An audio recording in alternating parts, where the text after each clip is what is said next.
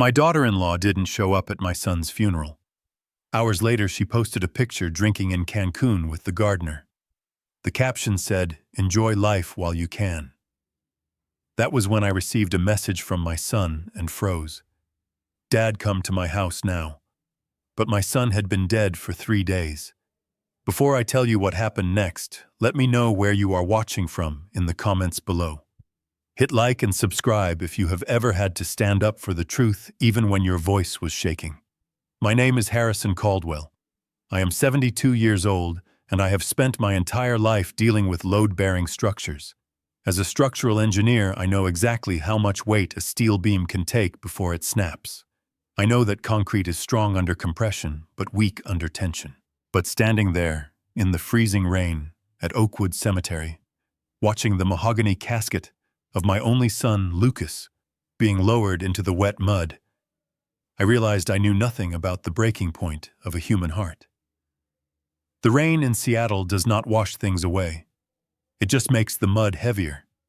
It makes the black umbrellas of the mourners look like a flock of vultures waiting for a feast. I stood at the edge of the grave, my hands clasped behind my back. Not because I was calm, but because I was afraid that if I let go, I would fall apart. I was wearing the black suit Lucas had bought me for his wedding 5 years ago. It felt tight across the shoulders now, or maybe the weight of the world was just pressing down harder today. To my left stood Sterling, my attorney, and my oldest friend. He held an umbrella over my head, but I could feel the dampness seeping into my bones. To my right was an empty folding chair. It was the chair reserved for the widow. The velvet cushion was getting soaked by the rain, turning a dark, soggy gray. That empty chair screamed louder than any wail of grief ever could. It was a void, a black hole in the middle of the ceremony that sucked all the dignity out of the moment. I could hear them whispering. The business partners, the investors from Lucas's cybersecurity firm. They thought the sound of the rain and the priest's drone covered their voices. But I have spent 40 years on construction sites listening for the crack of a bolt over the roar of jackhammers. My hearing is just fine. "Where is she?" one of them whispered. A man in a blue suit, who I think was Lucas's CFO. "Maybe she is too grief-stricken to come," the woman next to him replied, though her tone dripped with sarcasm. "Grief-stricken, my ass," the man scoffed. "She is probably meeting with the lawyers." Lucas left behind a $10 million life insurance policy and the patent for the new data encryption chip. That crying widow act only lasts until the check clears. I tightened my grip on my own wrist behind my back. My knuckles turned white. I wanted to turn around and shout at them. I wanted to tell them to show some respect for the man who had built their fortunes. Lucas was a genius. He was not like me. I built bridges with steel and sweat. He built invisible fortresses with code and logic. He was soft where I was hard. He was trusting where I was skeptical. And right now his final exit was being turned into a gossip session because his wife could not be bothered to show up. The priest threw the first handful of dirt onto the casket. The sound was a dull, hollow thud. It sounded like a door closing forever. I took a deep breath, inhaling the scent of wet pine and lilies. I looked around the crowd, searching for a reason. Any reason. Finally, my eyes landed on Mrs. Gable, Monica's mother. She was standing near the back, huddled under a large umbrella, trying to make herself invisible. She was wearing oversized sunglasses, even though the sky was the color of a bruised plum. As the service ended and people began to drift away toward their cars, muttering generic condolences to me, I walked straight toward her. My boots sank into the soft grass. I moved with the purpose of a foreman walking toward a safety violation. Mrs. Gable saw me coming. She flinched. I saw it.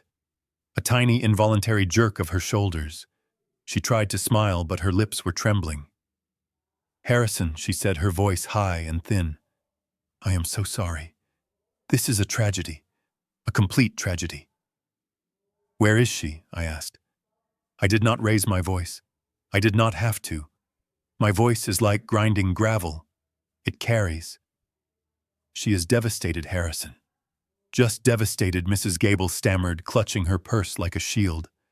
She collapsed this morning. She could not even get out of bed. We had to take her to a private clinic downtown. The doctors sedated her. She wanted to be here so badly, but her heart, she just could not handle the stress. I looked at this woman. I looked at the way her eyes darted to the left, avoiding mine. I looked at the way her fingers tapped nervously on the clasp of her expensive leather bag. A bag my son probably paid for. Which clinic, I asked. I will go visit her after this. No, she said too quickly. No visitors. The doctors said she needs absolute isolation, complete rest. She will call you when she wakes up. Please, Harrison, do not cause a scene. She loved Lucas so much. I wanted to believe her. God help me, I really wanted to believe her. Because the alternative was that my son had died loving a monster. The alternative was that the woman he worshipped, the woman he defended every time I called her selfish, was spitting on his memory. So I nodded. I chose the lie. It was a structural weakness in my judgment, but I chose it to keep from collapsing right there in the graveyard. I understand, I said quietly. Tell her I hope she recovers. I turned away and walked back to my truck. It was an old Ford F-150. Lucas used to beg me to trade it in for something modern, with heated seats and sensors, but I liked the simplicity of it.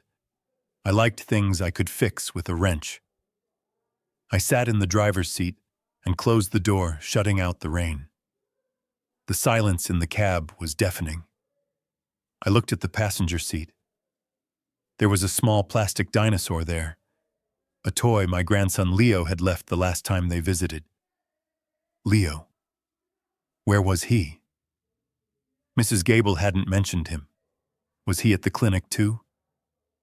A sudden wave of exhaustion hit me. I leaned my head back against the headrest and closed my eyes.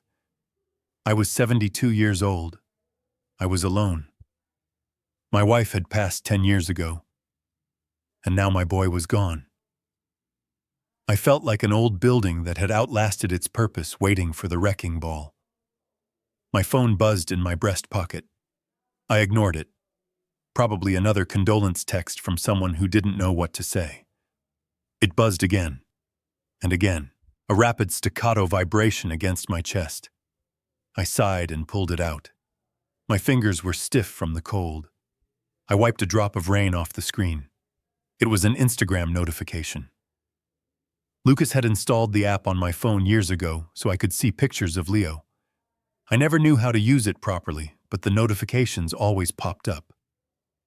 User Monica Caldwell just added to their story. My thumb hovered over the screen. Mrs. Gable said she was sedated. She said she was in a private clinic. I tapped the notification. The screen brightened. It wasn't a hospital room. It was blue. Bright, piercing turquoise blue. The ocean. The image loaded fully. It was a selfie. Monica was wearing a white bikini that barely covered anything. She was holding a large glass with a salted rim, and leaning in next to her, his chest bare and glistening with oil, was Jax. The 25-year-old personal trainer and gardener Lucas had hired last summer. The man I had warned Lucas about because he looked at Monica with hungry eyes. They were smiling. Not just smiling. They were laughing. Monica's head was thrown back, her mouth open in a roar of delight. I stared at the timestamp. 2 minutes ago. I stared at the location tag, the Ritz-Carlton, Cancun, and then I read the caption written in bold white letters across the bottom of the photo. Enjoy life while you can. Freedom tastes like tequila. The air left my lungs. It felt like I had been punched in the gut by a sledgehammer. The lie didn't just crack, it shattered. She wasn't sick. She wasn't grieving. She was celebrating. My son was being covered with 6 feet of dirt, and his wife was on a honeymoon with the help. My hand started to shake. A rage so hot and pure boiled up inside me that my vision actually blurred. I felt the bile rise in my throat. I wanted to drive to the airport. I wanted to fly down there and drag her out of that hotel by her hair. But then the phone buzzed again. Not a social media notification this time. A text message. I looked at the sender ID, and my heart stopped beating. Lucas. I blinked. I wiped my eyes, thinking the tears were playing tricks on me, but the name remained. Lucas.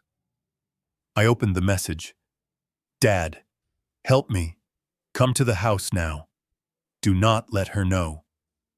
Enter code Omega. I stared at the words. The phone slipped from my numb fingers and clattered onto the floor mats. I sat there frozen while the rain hammered against the roof of the truck like 1,000 accusing fingers. Lucas was dead. I had identified the body. I had seen the charred remains from the car crash. So who was texting me? Was this a cruel prank? Was Monica trying to drive me insane before she took my money? Or was there something else? Something buried deeper than my son? I reached down and picked up the phone. I looked at the message one more time. Code Omega. I knew that code. It was the emergency override for his home security system. A code he said only he and I knew. I put the truck in gear. The tires spun in the mud before gripping the pavement. I didn't know what I was driving into. A trap, a ghost story, or a war. But as I merged onto the highway leaving the graveyard behind, I knew one thing. The grieving father was gone. The engineer was back. And I was about to find out where the structural failure really was. The blue light of the screen seared my eyes, burning a hole through the gray gloom of the cemetery. The contrast was physically painful, a sharp slap of vibrant color in a world of mud and black umbrellas. There was my daughter-in-law, Monica, pixelated, but unmistakably joyous, her head thrown back in laughter, the white sand of Cancun dusting her skin. And there was Jax, the 25-year-old gardener I had paid $20 an hour to trim my son's hedges, now pressing his bare tanned chest against her shoulder. The caption mocked me with every letter. Enjoy life while you can. My thumb hovered over the glass. A primal red-hot rage surged from my gut, threatening to bypass my brain entirely. I wanted to smash the phone against the granite tombstone. I wanted to hurl it into the open grave so the device would rot alongside the loyalty she had promised my son. I wanted to march over to her mother, Mrs. Gable, and shove the screen into her face, demanding to know if this was what a sedated, grieving widow looked like. My heart hammered a frantic rhythm against my ribs, a dangerous pressure building in an old engine. But I did not scream. I did not break the phone. I am an engineer, and an engineer does not destroy the data when the structure fails. He records it. He measures the cracks. With a trembling hand, I pressed the side buttons. The screen flashed white for a microsecond. Screenshot saved. The evidence was locked away. This was no longer just an insult. It was ammunition. I slipped the phone back into my pocket, feeling its weight against my chest like a cold stone. The rest of the funeral dissolved into a meaningless blur. I stood there as the priest droned on about dust and ashes, but the words sounded like static. Men in expensive raincoats, partners who had made millions from Lucas's patents, filed past me.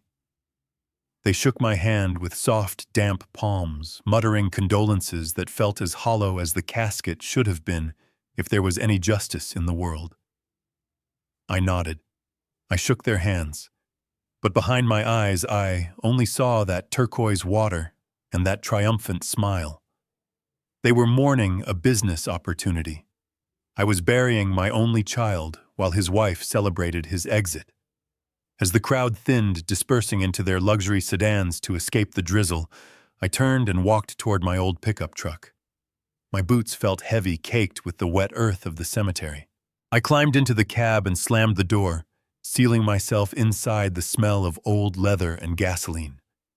I sat there for a long moment, gripping the steering wheel until my knuckles turned white, trying to force my breathing to steady. I needed a plan. I would call Sterling, my lawyer, first thing in the morning.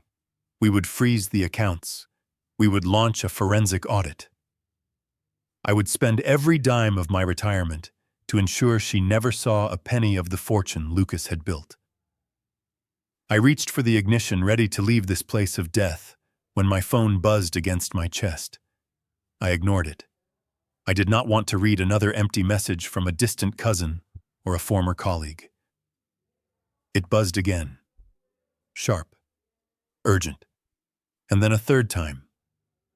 With a heavy sigh, I pulled the phone from my pocket, intending to silence it or turn it off completely. I looked at the screen and the breath jammed in my throat. The name on the notification was Lucas. My brain stalled. For a second, the world seemed to tilt on its axis. I stared at the letters, trying to make sense of the impossible. Lucas was dead. I had identified the body. I had signed the papers. I had just watched the earth cover him. Dead men do not send text messages. My hands shook violently as I unlocked the phone. The message app opened, glowing in the dim light of the cab. Dad, help me. Come to the house now. Enter code Omega. Do not trust anyone. I read it once. I read it twice. Code Omega. The words sent a chill racing down my spine that had nothing to do with the cold rain. That was not a random phrase. That was our failsafe. Years ago, when Lucas was just a boy obsessed with ham radios and early coding, we had made up a protocol. Code Omega meant the system had failed completely. It meant absolute emergency. It meant life or death. He had not used those words in 30 years. Was this a sick joke? Had Monica hacked his cloud account to torment me further? Or was it a delayed message sent from a server he had set up before the accident? A final cry for help that arrived too late. The timestamp said, "Now," delivered 1 minute ago. A wild, impossible hope flared in my chest, warring with the logic of my mind. What if the body in the car was not him? What if the accident was staged? The message said, "Do not trust anyone." Did that mean the police? The coroner? Sterling? I looked out the window. The cemetery was nearly empty now, just the workers waiting to fill the hole. I felt a sudden paranoid urge to hide. If Lucas was alive, someone had tried to kill him. And if he was reaching out to me, I was now part of the target. I threw the phone onto the passenger seat and twisted the key. The truck's engine roared to life, a rough, dependable sound that grounded me. I didn't care about the speed limit. I didn't care about the wet asphalt. I slammed the gear shift into drive and peeled out of the lot, the tires screeching in protest. My heart pounded a frantic rhythm louder than the engine. I was driving toward a ghost. I was driving toward a trap. I didn't know which. But as I merged onto the highway, speeding toward the sprawling estate, my son called home. The grief that had paralyzed me was replaced by a cold, steely resolve. I was not just a father anymore. I was a man on a mission. And if my son was calling, I would tear down the gates of hell to answer him. The house loomed out of the darkness like a grounded spaceship made of glass and black steel. Lucas had spent $5 million on this place, and every time I visited, I told him it looked less like a home and more like a fortress designed to keep humanity out. He would just laugh and say that in his line of work, keeping people out was the entire point. Now, as I parked my battered truck 2 blocks away under the cover of a weeping willow tree, I understood that he was right. The fortress was locked down, and I was the invader. I pulled my collar up against the relentless Seattle drizzle and began to walk. My boots felt heavy on the pavement. I stuck to the shadows, avoiding the pools of orange light cast by the street lamps. This was a gated community, the kind of place where neighbors sued you if your grass grew half an inch too high, and private security patrols were more common than delivery trucks. I saw the patrol car before I heard it. A white SUV with yellow lights flashing silently on its roof was crawling down the street. It was a private security firm, the expensive kind that Monica had insisted on hiring after Lucas made his first million. I pressed myself flat against the wet bark of a large oak tree, holding my breath. The vehicle moved past me slowly, its tires hissing on the wet asphalt. I saw the guard inside scanning the perimeter. Monica had likely given them strict orders. No visitors, especially not the father-in-law who asked too many questions. When the taillights of the patrol car faded around the bend, I made my move. I sprinted across the manicured lawn, my heart hammering against my ribs like a jackhammer. I am 72 years old. I have replaced both knees and my back aches when it rains. But tonight, I moved with the desperate agility of a man half my age. I reached the front porch and flattened myself against the wall next to the main entrance. The door was a slab of solid obsidian, featureless, except for a small, glowing blue panel. There was no keyhole. Lucas did not believe in physical keys. He said they were a liability. Everything here was biometric and encrypted. I reached out with a trembling hand and pressed my thumb against the scanner. Access denied.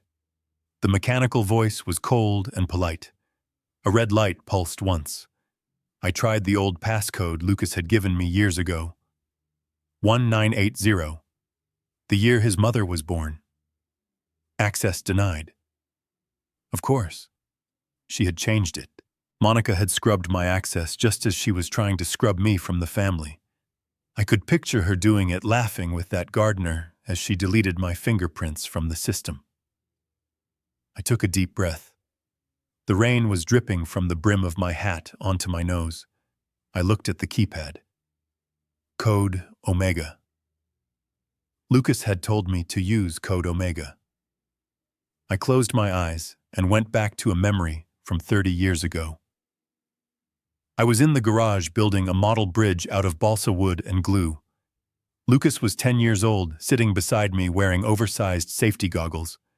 We were testing the load capacity. We piled weights onto the tiny structure until it groaned. "It is going to break, Dad," Lucas had whispered. "Not yet," I had told him. "It can hold more. It is built to survive the impossible." The bridge had held 342 pounds before snapping. 342. It was the first time I saw him look at me with absolute awe. It was the number that bonded us, the engineer and the boy who would grow up to build invisible bridges in the cloud. I opened my eyes. I typed in the numbers. 3, 4, 2. Then I added the second part of the code. The date he graduated. The panel blinked yellow, then green. "Welcome, Administrator Harrison." The voice was different this time. It wasn't the generic female voice. It was a synthesized version of Lucas's own voice. Hearing it was like a physical blow to the chest. I stood frozen, staring at the door, as the heavy locks disengaged with a series of deep metallic thuds. Protocol Omega initiated. The voice continued calm and steady. "Security suppression active. You have 15 minutes before a silent alarm is sent to the primary owner's device. Suggestion: move quickly." 15 minutes. The message on the screen faded. 15 minutes before Monica's phone in Cancun started screaming. 15 minutes before she called the police or her hired goons to come and arrest me for breaking and entering. I pushed the door open and stepped inside. The warmth of the house hit me first, but it was an artificial, sterile warmth. The hallway was dark, lit only by the low, recessed lighting along the floorboards. I closed the door behind me and the locks automatically slammed home, sealing me in. I stood in the foyer of my dead son's house and shivered. It didn't smell like him anymore. Lucas always smelled like coffee and old paper, even though he worked with computers. He loved hardbound books, but that scent was gone. The air was thick with the smell of industrial-strength bleach and lemon disinfectant. It was overpowering. It stung my nose. Why would a house need to be cleaned this thoroughly? Why would a grieving widow order a deep clean the day after her husband died? I walked further into the living room. My footsteps echoed on the polished marble floors. The furniture was covered in white sheets, looking like ghosts in the dim light. The paintings on the walls, the expensive, abstract art Monica loved, were still there, but the photos were gone. I walked to the mantel where Lucas kept his framed pictures. The photo of us fishing in Montana. Gone. The photo of him and his mother. Gone. Even the pictures of him and Monica were missing. It was as if she was erasing him. Not just from the company, but from existence. The silence of the house was heavy, pressing against my eardrums. I checked my watch. 14 minutes left. I had to find the computer. I had to find whatever evidence he had left me. But looking at this empty, sanitized mausoleum, a terrible feeling settled in my gut. This wasn't just a cleanup. This was a crime scene that had been scrubbed raw. I moved toward the staircase, my hand sliding along the cold metal railing. I knew where his office was. Second floor, north wing, the room with the reinforced walls. As I climbed, I noticed something on the landing. A faint dark stain on the beige carpet right near the edge of the stairs. It was small, no bigger than a coin. I knelt down, my old knees protesting. I touched it. It was dry, but the texture was stiff. Coffee. Or wine. Or blood that the cleaners had missed. I stood up, my jaw tightening. The timeline was wrong. Lucas died in a car crash on the highway miles from here. That was the official report. So why was there a stain here? And why did the house smell like a hospital operating room? I reached the top of the stairs and looked down the long, dark hallway toward his office. The door was closed. 12 minutes left. I started to run. Not a sprint, but the steady, determined jog of a man who knows the structure is collapsing and has to find the load-bearing wall before it is too late. I was not just fighting the clock. I was fighting the lie that had been told to the world. And as I reached for the handle of his office door, I prayed that the digital fortress my son had built was stronger than the physical one I was standing in. I had barely taken 3 steps toward the hallway when the silence of the house was shattered. The landline on the marble console table began to ring. Its shrill, mechanical cry bounced off the high ceilings, making me jump. I froze, my heart slamming against my ribs. Who calls a landline in this day and age? Then the large touchscreen on the wall flickered to life. It was the smart home interface. Incoming call. Monica. She knew. She had seen the door unlock notification on her phone in Cancun. The technology that was supposed to protect this house was now her spy. I stared at the screen. My first instinct was to ignore it, to run up the stairs and find the evidence before she could stop me. But if I didn't answer, she would know something was wrong. She would call the police. She would claim I was an intruder. I needed to buy time. I needed to play the role she expected. The confused, grieving old man. I walked over to the console and picked up the receiver. My hand was shaking, but I forced my voice to be steady. "Hello, Harrison, is that you?" Her voice was weak, breathless. It was a masterpiece of acting. If I hadn't seen that photo of her holding a margarita 2 minutes ago, I would have believed she was on her deathbed. "Monica," I said, injecting a note of worry into my tone. "I am at the house. Your mother said you were in the hospital. Are you all right?" "Oh, Dad." She let out a soft whimper. "It has been awful. The doctors say it was anaphylactic shock. Stress-induced. I can barely lift my head. I saw the security alert that the front door opened. I got scared. I thought it was a burglar. I listened closely. Beneath her whispered lies, I could hear it. The faint, rhythmic whoosh of ocean waves. And then something else. A man's laugh. Low and guttural.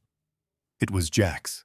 He was right there next to her, probably refilling her drink, while she lied to the father of the man she had buried.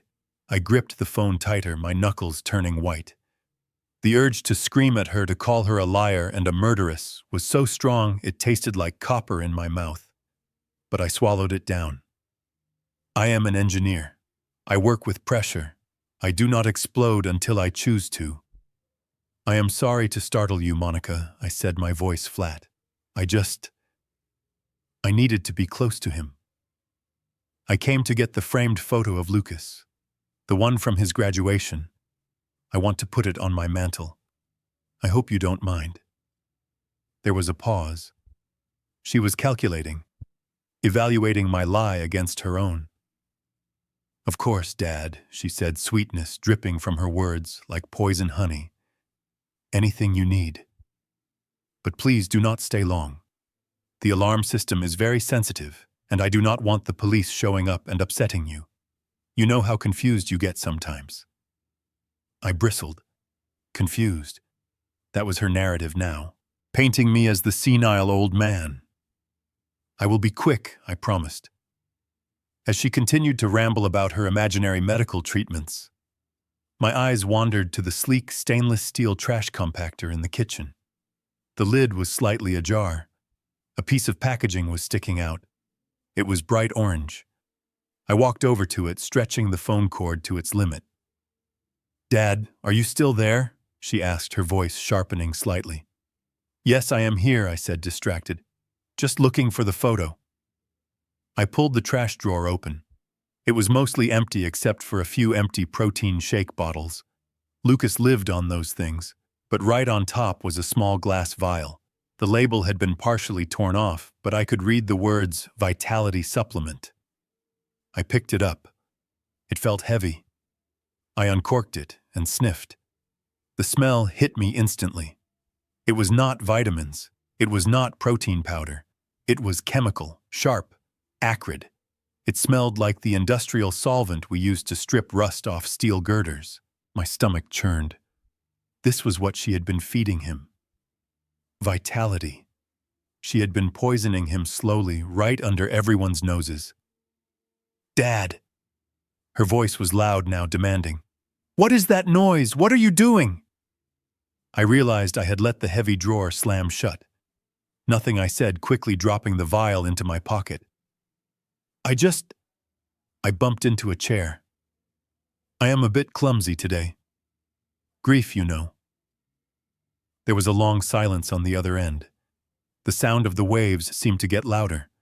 The man's laughter had stopped. Dad, she said, and the weakness was gone from her voice. It was cold now, hard. Leave the house now. You sound unwell. I am calling the security patrol to escort you home, for your own safety. She knew. She sensed the change in my tone. The game was up. I did not say goodbye. I did not wait for her to finish her threat. I slammed the receiver back onto the cradle, severing the connection. I stood there in the silent kitchen, my chest heaving. The clock in my head was ticking louder than ever. She would call the guards. They would be here in minutes. My phone buzzed in my pocket. A text message. But not from Lucas this time. It was a notification from the security system again. The one Lucas had given me access to.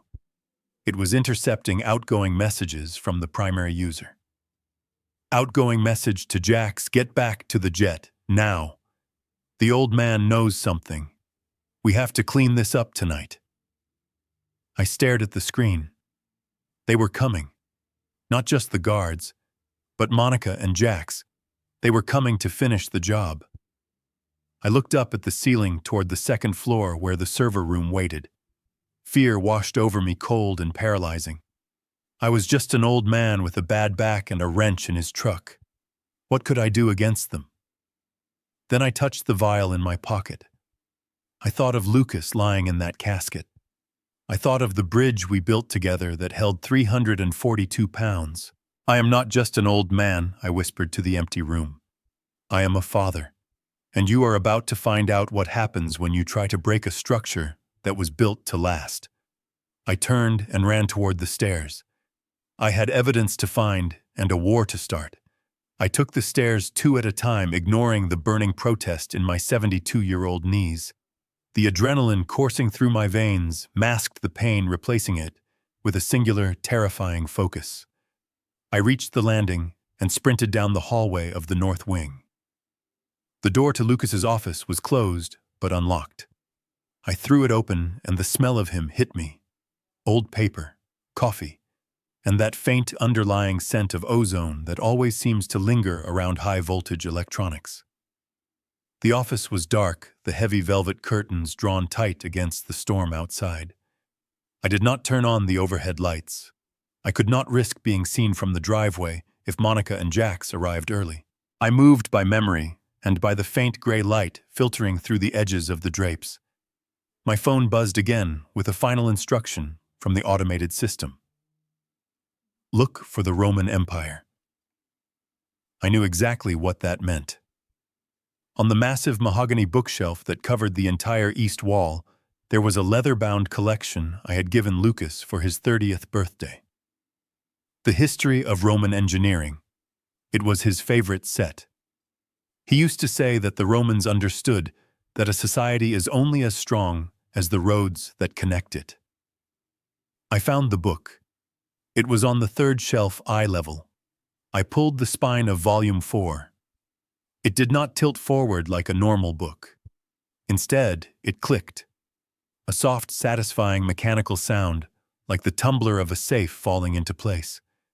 The entire section of the bookcase swung silent and smooth on hidden hinges, revealing the steel door behind it. This was the panic room, the server farm, the brain of the house.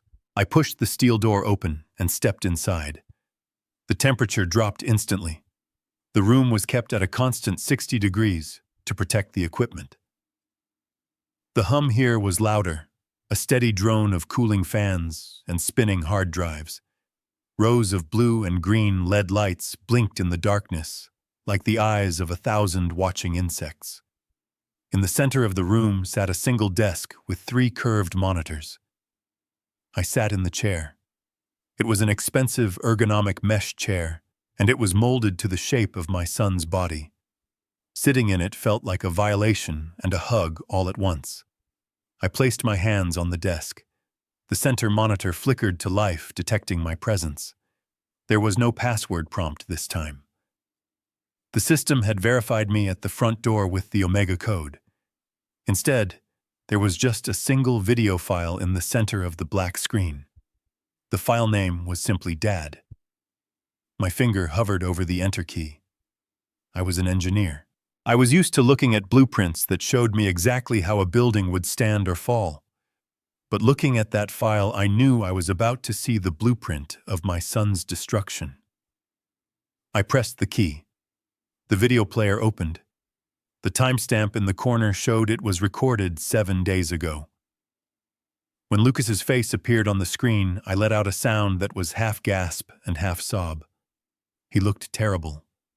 The handsome, vibrant man I had raised, the man who ran marathons and hiked mountains, looked like a ghost. His skin was a sickly, translucent yellow. His eyes, usually so bright and sharp, were sunken into dark, hollow sockets. He was sweating even though he was wearing a thick sweater. "Hi, Dad." His voice was a rasp, a dry, scratching sound that tore at my heart. He tried to smile, but it looked more like a grimace of pain. "If you are watching this, it means I am dead, and it means the fail-safe protocol worked. I hope you are sitting down." He paused to cough, a wet, rattling cough that shook his thin frame. He took a sip of water from a glass on his desk. "I need you to listen to me carefully, Dad, because I do not have much time left. My kidneys are shutting down. I can feel it. The doctors at the urgent care said it was a viral infection, but they are wrong. I know what is happening to me." He leaned closer to the camera, his yellow eyes intense. "Monica is poisoning me. She has been doing it for months. It is in the protein shakes she makes me every morning. She mixes it with the vanilla powder so I cannot taste the sweetness. But I know the symptoms. It is ethylene glycol, antifreeze." I froze in the chair. My hand went instinctively to the pocket where I had stashed the vial from the trash can. Ethylene glycol. It is an industrial solvent. It is sweet. It is odorless. And it destroys the kidneys, slowly forming crystals that tear the organs apart from the inside. It is an agonizing way to die. Why didn't I go to the police? Lucas continued as if reading my mind. Why didn't I tell you sooner? He looked down at his hands, which were trembling uncontrollably. Because she has leverage, Dad. Terrible leverage. About 6 months ago, she installed hidden cameras in our bedroom. She hired a team to create deepfake videos, realistic AI-generated footage. In these videos, I am a monster. I am beating her. I am abusing her. I am doing things that would make you vomit. Lucas looked up again, and a tear tracked through the sweat on his cheek. She told me that if I tried to leave her, or if I went to the police, she would release the videos to the press. She would destroy the company. The stock would tank. Thousands of employees would lose their jobs. But that is not why I stayed silent. He took a ragged breath. She said she would frame you too. She has falsified emails on your computer, Dad. Emails that make it look like you knew about the abuse. Like you covered it up. She said she would send you to prison as an accessory. She said she would let you die in a cell labeled as a monster who raised a monster. I gripped the edge of the desk so hard I thought the wood might splinter. My son. My foolish, noble son. He had let himself be murdered to protect my reputation. He had absorbed the poison day by day, sip by sip, just to keep me safe from a lie. I could not let that happen, Lucas whispered, his voice fading. I could not let her destroy the name Caldwell. So I made a choice. I stopped taking the antidotes. I let nature take its course. But I did not go quietly. He pointed a shaking finger at the camera lens. I have compiled everything. The bank transfers where she paid the hackers. The raw footage of the deepfakes before they were rendered. And the audio recordings of her talking to Jax about the dosage. It is all here on this hard drive. But Dad, you need to be careful. She is not working alone. Jax is dangerous. He has a record in Florida that she paid to have sealed. The screen flickered. Lucas was struggling to stay upright. You have to take the drive, Dad. Take it to Sterling. Do not trust the local police precinct. Monica has paid off the shift commander. You have to go federal. He leaned back, closing his eyes for a moment. I am sorry I am leaving you alone. I am sorry I cannot be the son who buries his father. But please know that I loved you enough to die for you. Do not let her win. Do not let her take the house. Do not let her take the legacy. Burn it all down if you have to, but do not let her win. The video ended. The screen went black, leaving me staring at my own reflection. I saw an old man with tears streaming down his face into his gray beard.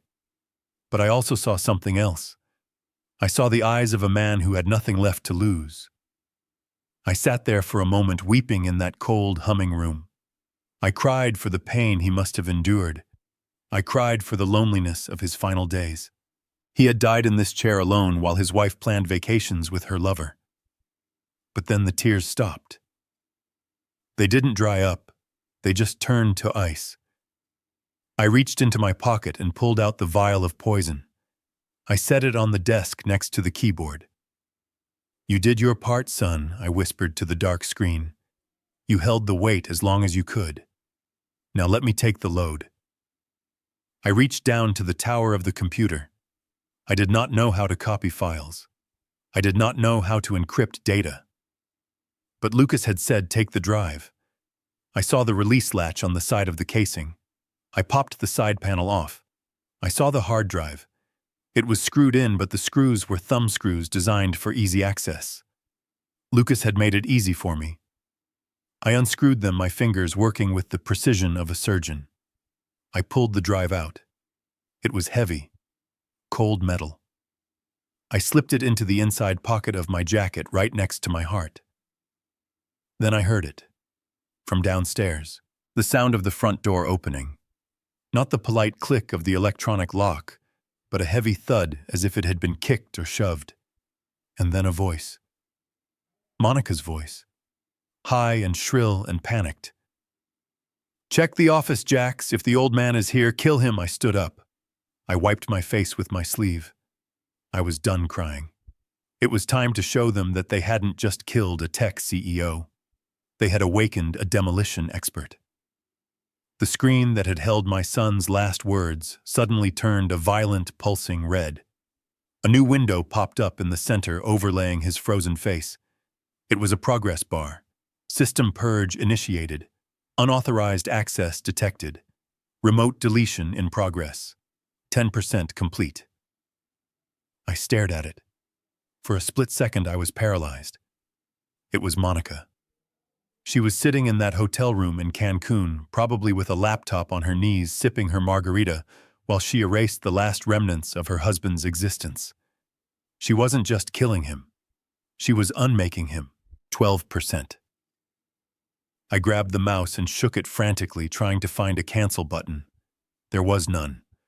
I pounded on the keyboard, hitting escape, hitting enter, hitting every key I could reach. Nothing happened. The numbers just kept climbing. 15%. I am not a coder. I do not know how to write scripts or hack firewalls. I deal in concrete and steel. I deal in things I can touch, things I can measure, things I can break. And right now I was watching the only evidence that could save my life and avenge my son being eaten by invisible termites. 18%. Think, Harrison, think. If a bridge is collapsing, you do not try to redesign the physics while it falls. You sever the load. You cut the connection. I looked at the back of the computer tower. A tangle of black cables snaked out of it, disappearing into the wall. I reached around and yanked the Ethernet cable. The plastic clip snapped, but the wire came free. I looked back at the screen, expecting the bar to stop. 22%. It was still climbing. Wireless. Of course. Lucas had built redundancies upon redundancies. The system had switched to a backup satellite connection the moment the hard line was cut. He was too smart for his own good, and now his genius was working against me. 25%. I could feel the panic rising in my throat like bile. I looked around the room. I needed a tool. I needed something heavy. My eyes landed on a decorative item on the bookshelf. A vintage iron railroad spike Lucas used as a paperweight. It was solid, heavy, and cold. I grabbed it. 30%. I did not hesitate. I swung the iron spike down onto the tempered glass side panel of the computer tower. The glass shattered with a loud crash, showering the expensive carpet with diamonds. I dropped the spike and reached inside the machine. The heat hit me instantly. The components were running at maximum capacity, the fans screaming like jet engines trying to cool the processors that were working overtime to destroy themselves. It was like reaching into the belly of a furnace. 35%. I saw it. The hard drive. It was a black rectangular block screwed tightly into a metal cage near the bottom. I tried to turn the thumb screws, but they were hot, searingly hot. I hissed in pain, pulling my hand back. My fingertips were red and blistering. 40%. I didn't have time for pain. I didn't have time to be careful. I jammed my hand back inside, ignoring the burning sensation that shot up my arm. I grabbed the drive casing with both hands. The metal bit into my skin. The heat was intense enough to cook meat. I grit my teeth so hard I felt a molar crack. I pulled. The screws held. German engineering. Solid. Unyielding. 45%. I braced my foot against the heavy desk. I grabbed the drive again. This time I didn't try to unscrew it. I pulled with the leverage of a man who has spent 50 years bending rebar. I pulled with the anger of a father who has just watched his son die. I roared. A guttural animal sound that echoed in the small room. Metal screeched against metal. The cage bent. The aluminum frame of the computer case warped. 50%. With one final agonizing heave, I ripped the drive free. The SATA cables snapped with a sound like a pistol shot. The power connector tore loose, sparking blue against the chassis. I fell backward, landing hard on the floor. The drive clutched against my chest. I looked up at the monitors. Signal lost. Boot device missing. The red progress bar was gone. The screen was dead. I lay there panting, the smell of ozone and burnt plastic filling the air. My hands were shaking uncontrollably. I looked down at them. My palms were blistered, angry red welts rising on the skin. Blood was trickling from a cut on my thumb, where the sharp metal of the case had sliced me deep. But the drive was safe. It was cooling against my shirt. It was heavy. It felt like the weight of a soul. I sat up, wincing as my back protested. I slipped the drive into the inside pocket of my jacket, zipping it shut. It was safe. I had done it. And then I heard it. Through the thick walls of the panic room, past the heavy curtains of the office. Sirens. Not the distant wail of city police. These were close. Sharp, piercing chirps followed by the roar of an engine revving high. I scrambled to my feet, ignoring the pain in my hands. I moved to the window and peeked through the smallest crack in the drapes. Headlights swept across the front lawn, illuminating the rain in silver streaks. A black SUV skidded to a halt in front of the fountain. It wasn't the police. The door flew open. A man stepped out. He was huge, wearing a dark raincoat. Even in the dark, I recognized the swagger, the arrogance. Jax. He hadn't stayed in Cancun. He had flown back. Or maybe he never left. Maybe the photo was staged earlier. He looked up at the house. He looked right at the window where I was standing. He reached into his coat and pulled out something that glinted in the security lights. It was a tire iron. I stepped back from the window, my heart hammering a new rhythm of terror. I had the truth in my pocket. But truth is useless if you are dead before you can tell it. I looked at the heavy steel door of the server room. I looked at the shattered computer. I was trapped. And the wolf was at the door. I stepped back from the window and let the heavy velvet curtain fall back into place. My heart was beating so hard against my ribs, I was afraid the sound would give me away. I looked around the server room. It was a steel box, a cage. There was no other exit. I was trapped in the very sanctuary my son had built to keep his secrets safe, and now his killers were walking up the driveway. I heard the front door crash open downstairs. Jax had not bothered with a code. He had kicked it in. The sound of splintering wood and shattering glass echoed up the stairwell like a gunshot. "Find him, Jax." Monica's voice drifted up from the foyer. It was high and shrill, cutting through the silence of the house. "I want that old man found, and I want whatever he took from this house." I looked down at my hands.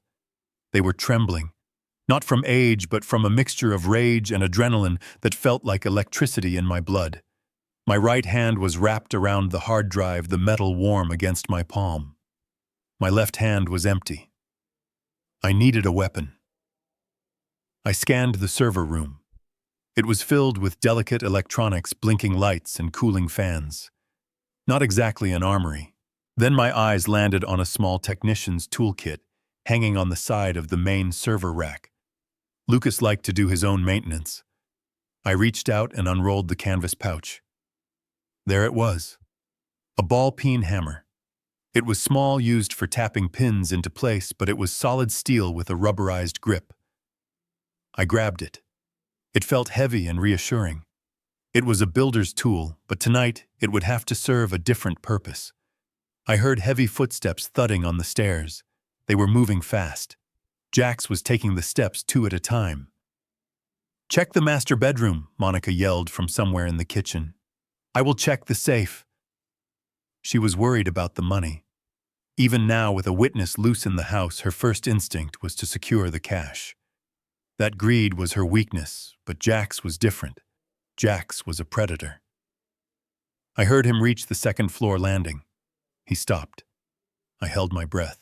I pressed my back against the cold steel of the server racks, trying to make myself as small as possible. The hidden door was disguised as a bookshelf. It was a masterpiece of engineering. Seamless, invisible to the naked eye. But it was not soundproof. I smelled ozone. I sniffed the air. The burnt smell from the computer I had just destroyed was filling the small room. If that smell leaked out into the office, Jax would know. I looked down at the floor. My heart stopped. Mud. There was a faint trail of wet gray mud leading from the hidden door across the carpet of the server room. I had tracked it in from the cemetery. Had I left a trail in the office too? I squeezed my eyes shut, trying to remember my path. I had walked from the hallway to the bookshelf. I had been careful, but I was soaking wet. The door to the outer office flew open. I flinched as if I had been struck. He was right there. Just 10 feet away, separated only by a wall of false books and a sheet of steel. I heard him breathing. Heavy, ragged breaths like a bull ready to charge. "Harrison," he roared. The name bounced off the walls. He was trying to flush me out. "Come on out, old man. We know you are here. We saw the truck." I gripped the hammer tighter. My knuckles were white. I did not make a sound. I did not move. I was a statue. I was a load-bearing column waiting for the storm. I heard the sound of furniture being overturned. A lamp shattered. Papers were swept off a desk. "He is not in the bedroom," Monica called out. Her voice was closer now. She was coming up the stairs. The click, click, click of her high heels on the hardwood floor sounded like a countdown timer. "He has to be here," Jax grunted. "I can smell him. He smells like wet dog and cheap aftershave." I grit my teeth. I wanted to burst out of that room and wipe the smirk off his face. But I stayed put. The engineer in me took over. Assess the threat. Calculate the structural integrity of the defense. The bookshelf door was reinforced with a steel frame. It locked with magnetic bolts. Unless he had a battering ram or explosives, he could not force it open easily. The only way in was the trigger. The volume 4 of the Roman history book. Did he know? Did Monica know? Lucas never told her anything about his work. She had complained once at a dinner party. He treats his office like the Pentagon. She didn't know, I was sure of it. Monica entered the office. I heard the rustle of her raincoat. "Oh God," she whispered. "Look at this mess. Jax, stop breaking things. We need to sell this house." "Screw the house," Monica Jax snapped. "If that old man has the drive, we are finished. Do you understand? Federal prison. Life without parole." I felt a grim satisfaction. They were scared. Good. Fear makes people sloppy. Fear makes them make mistakes. "Where could he go?" Monica asked, her voice trembling. "The windows are locked. The alarm didn't trip on the perimeter. He is inside." "Maybe he is hiding in the closet," Jax said. I heard the closet door being ripped open. Coat hangers rattled. Boxes were thrown to the floor. "Nothing," Jax spat. I pressed my ear against the back of the hidden door. I could hear them pacing. They were circling the room like sharks. Then silence. The kind of silence that is heavy and thick. "What is that?" Monica asked. What Jax replied. "On the floor. By the bookcase." My stomach dropped. The mud. I had missed a spot. Jax walked across the room. His footsteps were heavy, deliberate. He stopped right in front of the hidden door. I could feel his presence through the wood and steel. He was standing inches from me. "It is mud," he said quietly. "Wet mud." "He is here," Monica whispered. "But where? There is no door there. It is just books." Jax didn't answer. I heard him running his hand over the books. I heard his fingers brushing against the leather spines. I raised the hammer. I stepped back, giving myself room to swing. If he found the trigger. If the door opened, I would have one chance. One swing to disable him before he could use that tire iron. I am 72 years old, but I have spent 50 years swinging sledgehammers. I know how to break bone. "This bookcase," Jax muttered. "It looks wrong." "How can a bookcase look wrong?" Monica asked impatiently. We are wasting time. Maybe he went to the attic. No, Jack said. His voice was low-focused. Look at the carpet. There is a groove here. A semicircular groove. Like something heavy has been dragging across it. The weight of the door. Over years of opening and closing, the hidden door had worn a faint track in the expensive rug. Lucas had been careful, but gravity is relentless. Jax tapped on the wood of the shelf. Thump, thump, thump. Then he tapped harder. Clang, the sound of metal beneath the wood veneer. It is a door, he said. His voice was filled with a terrible triumph. It is a fake door. Open it, Monica screamed. Open it now! I do not see a handle, Jack said. He was pulling at the shelves now. The books rattled. The entire structure shook, but the magnetic locks held firm. Stand back, he growled. I braced myself. I widened my stance. I took a deep breath, filling my lungs with the stale, recycled air of the panic room. This was it, the point of failure, the moment when the stress exceeds the load capacity. I heard the whistle of air as he swung the tire iron. Crack! The wood of the bookshelf splintered. The impact shook the door violently. Dust fell from the ceiling of the server room. He hit it again, and again. The false front was breaking away, revealing the steel plate underneath. He is in there, Monica yelled. Harrison, come out, and we can talk. We can make a deal. I did not answer. There are no deals with the devil. Jax hit the door one more time with a primal roar. The tire iron rang against the steel like a church bell. But the door held. It was designed to withstand a bomb blast. A thug with a metal bar was not going to get in. Not yet. But then the noise stopped. I heard heavy breathing on the other side. He is locked in. Jax panted. We cannot break this down. Not with this. So what do we do? Monica cried.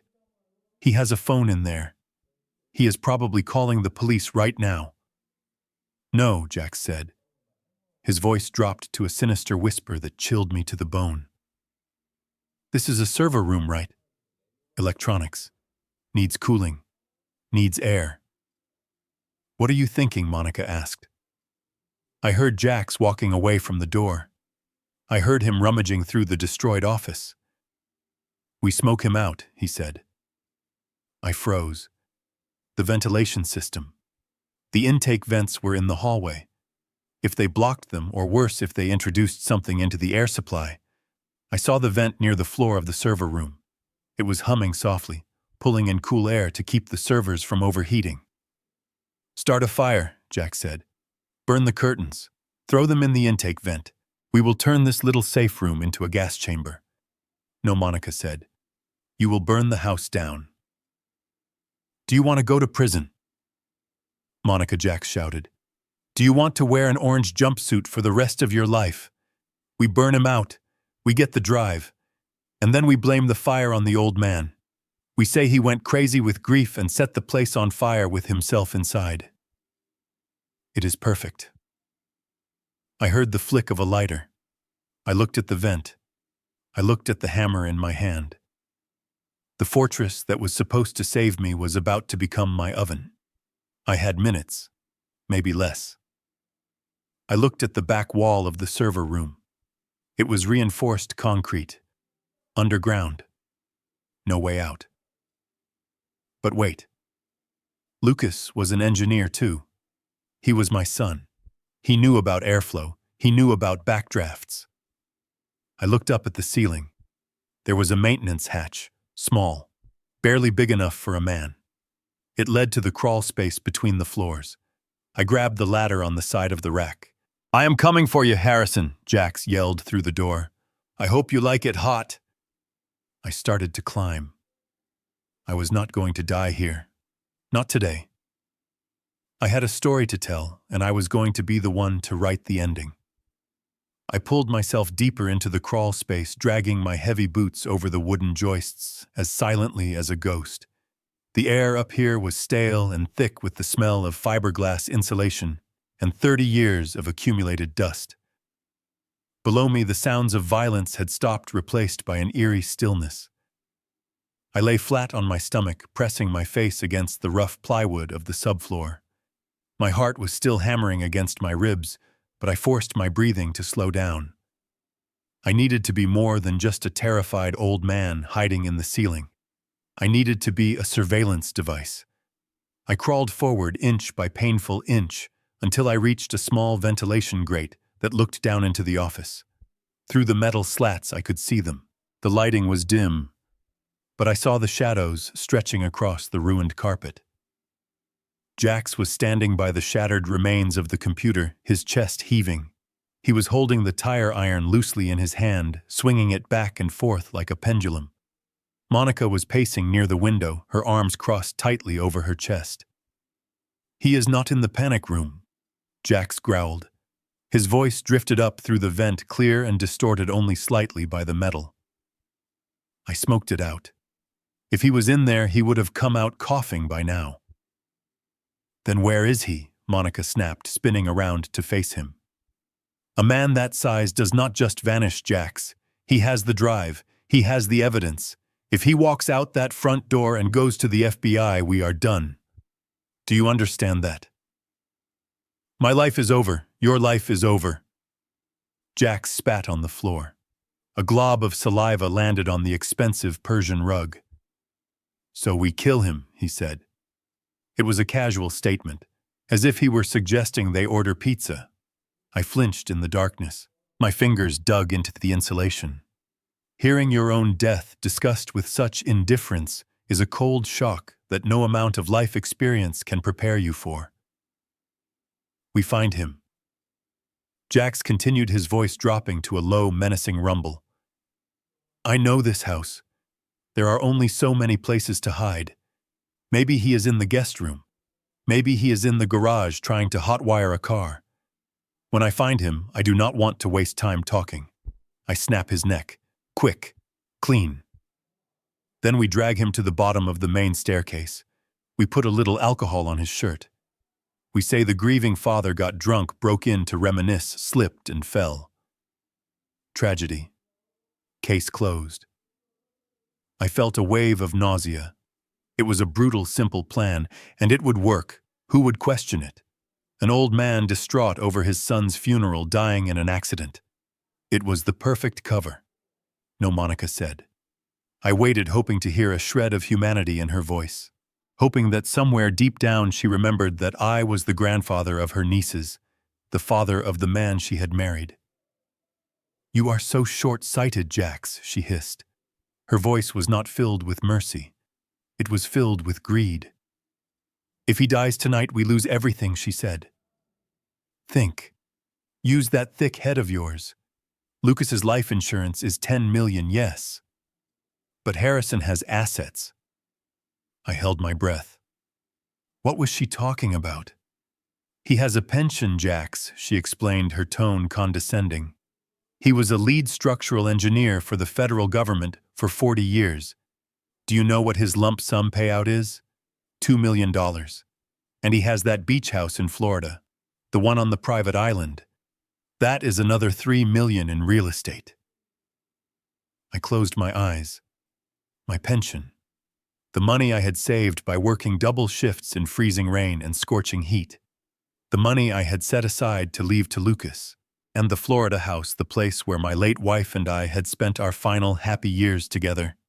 She had appraised my life and put a price tag on it. So what? Jax asked impatiently. "We get it when he dies anyway, right? He has no other heirs." "No," Monica shouted. "If he dies without a will, or if the estate goes into probate, it could take years. The state will take a cut. Taxes will eat us alive. And there is a chance he left it to charity." I need control, Jax. I need total control of his assets while he is still alive. I listened, the bile rising in my throat. "So what is the plan?" Jax asked, leaning against the desk. I have already started the paperwork, Monica said. Her voice dropped to a whisper, a conspiratorial hiss that chilled me more than the damp air of the crawl space. I have a doctor on payroll. Dr. Eris. He has already drafted a preliminary diagnosis based on the medical records I falsified last month. Diagnosis of what? Jax asked. Rapid onset Alzheimer's, Monica said. Severe dementia with paranoid delusions. I froze. My hands, which had been shaking with fear, suddenly went still. Alzheimer's. The one thing I feared more than death. The loss of my mind. The loss of my agency. She was planning to gaslight the legal system to strip me of my rights. We catch him tonight, Monica continued. We do not kill him. We restrain him. We inject him with a high dose of hallucinogens. When the police come, we say he broke in screaming about conspiracies and ghosts. We show them the medical papers. We commit him, Jax. We put him in that state facility out in the marshlands. The cheap one with the barred windows and the understaffed night shift. I bit my lip so hard I tasted blood. He sits there drooling in a wheelchair, staring at a wall while I get power of attorney, she said. I liquidate his pension. I sell the Florida house. And he rots away until his heart finally gives out. It is cleaner. It is smarter. And it is legal. Jax laughed. It was a cruel, appreciative sound. You are a witch, Monica. A real wicked witch. I like to think of myself as an investor, she replied. Now stop standing there. Check the attic access. Check the basement. Find him. And remember, do not break his skull, just break his spirit. I heard Jax moving. I heard the heavy thud of his boots heading toward the hallway. I lay there in the dark, and something inside me changed. The fear evaporated. The panic that had been driving me since I left the cemetery, the frantic need to just survive it, was gone. In its place was something cold, something hard, something heavy. I thought of Lucas dying alone in that chair, poisoned by the woman he loved. I thought of my wife's house in Florida being sold to fund their vacations. I thought of myself locked in a room, drugged and forgotten, my legacy erased. They didn't just want to kill me. They wanted to dismantle me. They wanted to take the structure of my life and pull it apart brick by brick until I was nothing but rubble. But they forgot one thing. I am an engineer. I know how to build, but I also know how to destroy. I know exactly where to place the charge to bring the whole building down. I reached into my pocket and touched the hard drive. It was cool now. I touched the hammer in my other hand. I was done hiding. I was done being the victim. I was not a vegetable. I was not a senile old man. I rolled over onto my back in the cramped space. I looked at the darkness above me. You want a monster, Monica, I whispered into the silence. You just created one. I moved toward the attic hatch, not to escape, but to position myself. The hunter became the hunted, and the hunted had just decided to bite back. I watched from the darkness of the ceiling hatch as the metal door below finally gave way. The sound was not a clean break, but a tortured scream of steel tearing away from its frame. Jax had used the tire iron as a lever, and with one final grunt of exertion, he popped the magnetic lock that held the sanctuary closed. The door swung inward, revealing the server room bathed in the eerie blue glow of the backup lights. I held my breath, pressing my face against the grate. I knew what was waiting for him down there. Before I had climbed the ladder, I had made one critical adjustment to the room's environment. The server farm was cooled by a high-pressure liquid carbon dioxide system, designed to flood the room and extinguish electrical fires without damaging the data. It was a safety feature, a life-saving device. But in the hands of a desperate engineer, safety features become weapons. I had used the wrench from the toolkit to loosen the regulator valve on the main tank, and I had jury-rigged the release pin to the tension of the door hinge using a stripped Ethernet cable. It was a simple trap, a tension trigger, the kind of thing a boy learns making snares in the woods, but applied with industrial pressure. Jax stepped across the threshold. He was smiling. I could see the glint of his teeth in the low light. He raised the tire iron ready to strike at a man he thought was cowering in the corner. He took one step, then another. The cable pulled tight. The sound was deafening. It was like a jet engine igniting in a closet. The main seal on the carbon dioxide tank blew out, releasing hundreds of pounds of freezing gas in a fraction of a second. A wall of white fog exploded outward. It hit Jack squarely in the chest with the force of a physical blow. This was not just smoke. This was gas expanding at a rate that dropped the ambient temperature to sub-zero instantly. Jack screamed, but the sound was cut short as the oxygen was sucked out of his lungs. He was blinded. He was freezing. He staggered back, dropping the tire iron, which clattered uselessly on the floor. His hands clawed at his face, trying to wipe away the frost that was forming on his skin. He fell backward, tripping over his own feet, and landing hard on the hallway floor just outside the door. This was my moment. I did not climb down the ladder rung by rung. I did not have the time. I let go of the hatch rim and dropped. I hit the floor of the server room hard. My ankles flared with pain and my knees buckled, absorbing the impact. I rolled forward instinctively, using the momentum to spring back to my feet. The room was filling with white mist, swirling and cold, but I knew the layout. I held my breath to avoid inhaling the suffocating gas and lunged toward the doorway. Jax was on the ground, trying to rise. He was gasping for air, his face red and confused, his eyes streaming with tears from the cold shock. He looked up and saw me emerging from the fog like a vengeful ghost. For a second, he looked terrified.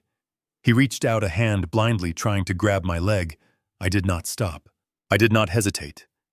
I remembered the pictures of my son. I remembered the poison in the trash can. I stepped forward and drove the heel of my heavy work boot down. I aimed for the center of his body, right between his legs. The impact was solid. It was the only language a man like Jax understood. He let out a high-pitched, wheezing sound and curled into a fetal ball, clutching himself. He was incapacitated. The predator had been reduced to a whimpering mess on the floor. I stepped over him. I could have hit him again. I could have picked up the tire iron and finished it right there. The rage in my blood screamed for it. But I had the drive in my pocket. I had the truth. And my mission was not murder.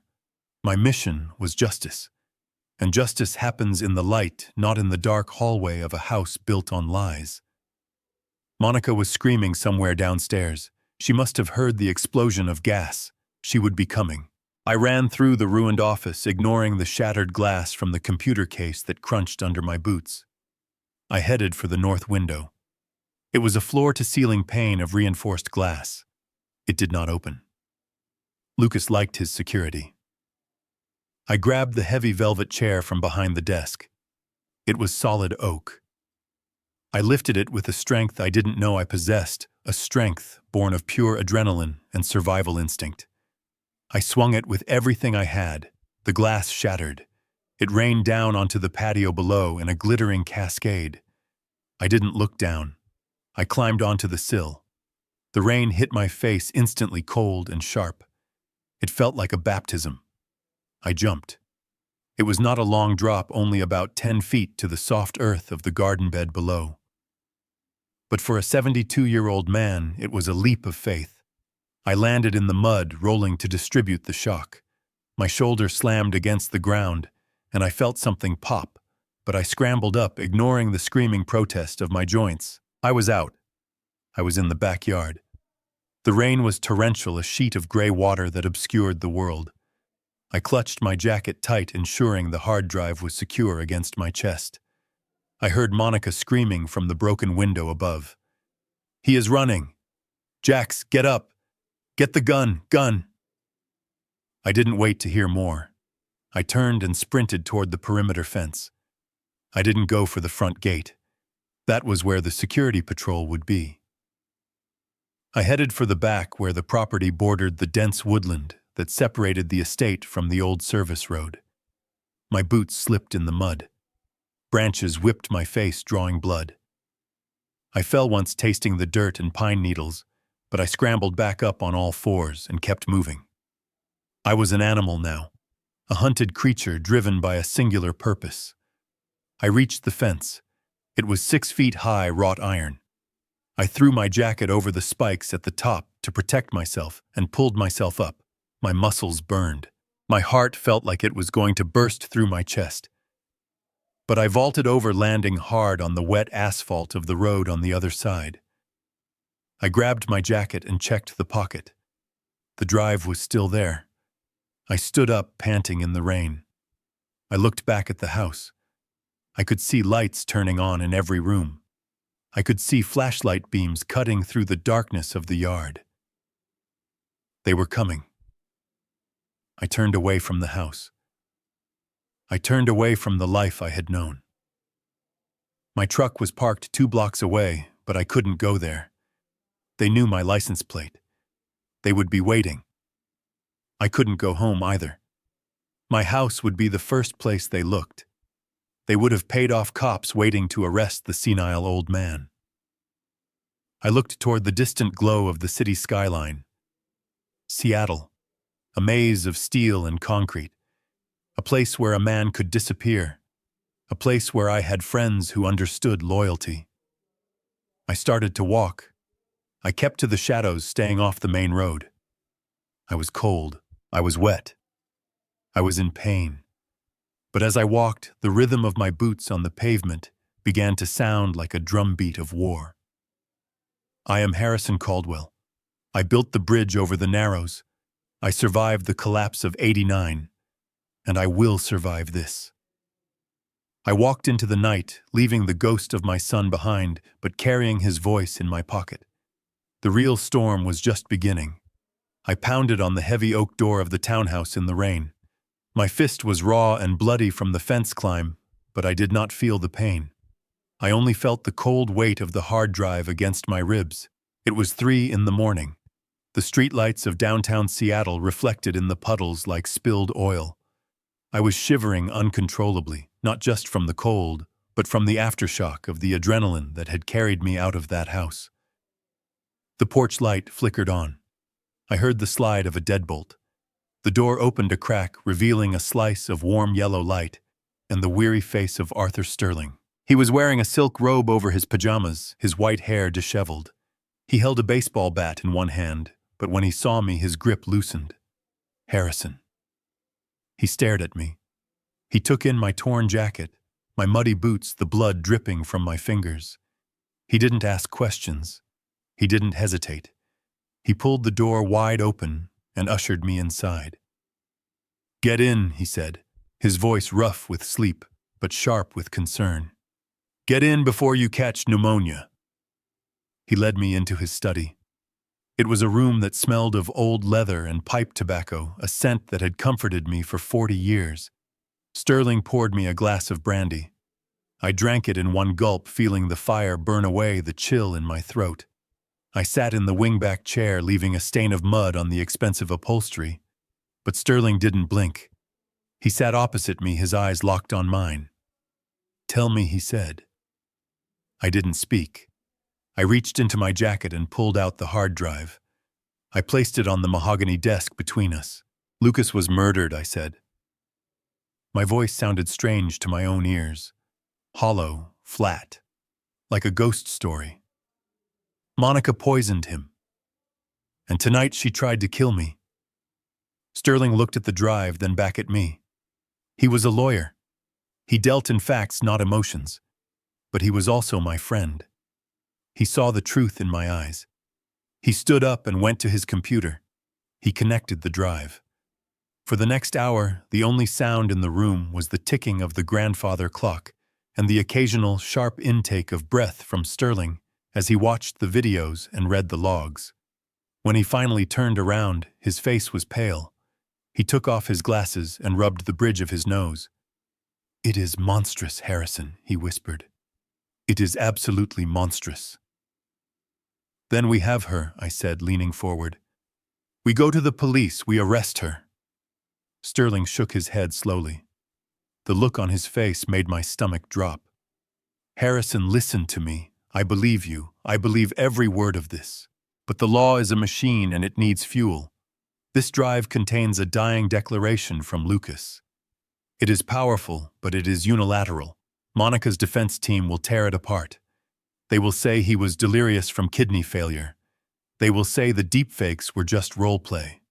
Without a body to autopsy, without toxicology reports showing the poison in his system, it is your word against hers.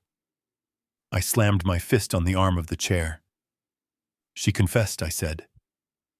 I heard her. She told Jax to kill me. Hearsay, Sterling said gently. Unless you recorded it, it never happened. If we go to the police now, she will claim you are senile and paranoid just like she planned. She will use those medical records she forged to have you committed. And while you are locked up, she will destroy the rest of the evidence. I slumped back in the chair. The hopelessness washed over me again. I had risked everything. I had almost died. And for what? For a story no one would believe. So she wins, I asked. She kills my son, takes my money, and walks away laughing. Sterling turned back to the screen. He was clicking through the files again, his brow furrowed. Wait, he murmured. What? Lucas was not just a coder, Harrison Sterling said, his eyes scanning the lines of data on the screen. He was a paranoid genius. He knew there was a chance the legal system would fail him. He built a back door not into the house, but into the money. I stood up and walked to the desk, looking over his shoulder. The will Monica is trying to execute gives her control of the liquid assets, and the company, Sterling explained, pointing to a complex diagram on the screen. But look here. Subsection Delta. It refers to a shadow trust. What is a shadow trust, I asked. It is a holding entity that does not exist on public ledgers, Sterling said, his voice rising with excitement. It holds the majority of his cryptocurrency, his offshore stocks, and the intellectual property rights to his new chip. It is worth 10 times what is in the bank accounts Monica is fighting for. And who controls it? I asked. Sterling clicked a file named Keyholder. A window popped up. It showed a 3D model of a human eye. You do, Sterling said. Me. Lucas transferred ownership of the Shadow Trust to you 3 days before he died, Sterling said. But he locked it. It is not protected by a password. It is protected by a retinal scan. Biometrics. I stared at the screen. My son had bet everything on me. He knew Monica could steal passwords. She could forge signatures. But she could not steal my eyes. This is the leverage, Sterling said, turning to me, a shark-like grin spreading across his face. Monica thinks she is fighting for the kingdom, but she is fighting for the scraps. The real treasure is locked in a vault that only you can open.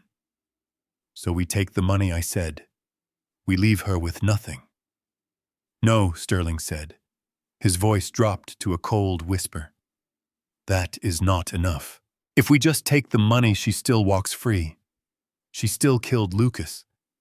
We need her to fall Harrison. We need her to admit it. And to do that, we need to give her exactly what she wants. What do you mean? We bait the trap, Sterling said. We make her believe she has won. We make her believe you are the broken, senile old man she wants you to be. You are going to call her. You are going to apologize. You are going to offer to sign over your power of attorney. I felt a surge of revulsion. You want me to beg her? I want you to bring her into the light, Sterling said. We arrange a signing ceremony, a public one. We invite the press. We invite the board members. She will love that because she is a narcissist. She will want to parade her victory. And then I asked, and then Sterling said, tapping the hard drive, we play this movie on the big screen. But we need more. We need her to say it. Tonight she was sloppy because she thought no one was listening. Tomorrow we will be listening. He reached into his desk drawer and pulled out a small black device. It looked like a button. A wire, I asked. Better, Sterling said. A broadcast transmitter. Lucas's own tech. We plant this on you. When you get close to her when she thinks she is safe and starts gloating, you get her to talk. You get her to say one thing that corroborates the video. And the moment she does, we drop the hammer.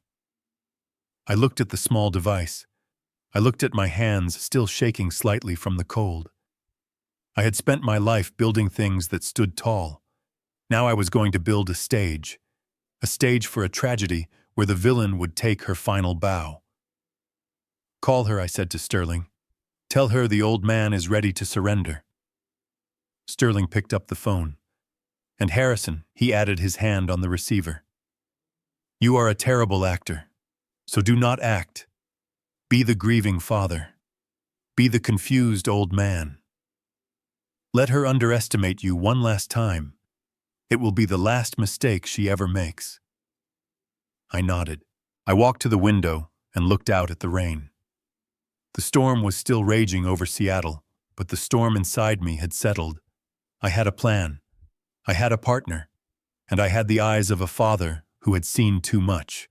Make the call, Sterling, I said. Let us invite her to her own funeral. The morning sun broke over the Seattle skyline, but it brought no warmth to the guest room of Sterling's townhouse. The light was gray and diffused, filtering through the heavy curtains like dirty water. I sat on the edge of the bed staring at the phone in my hand. It was an old landline receiver that Sterling kept on his desk, a heavy piece of black plastic that felt like an artifact from a different era. My hands were clean now.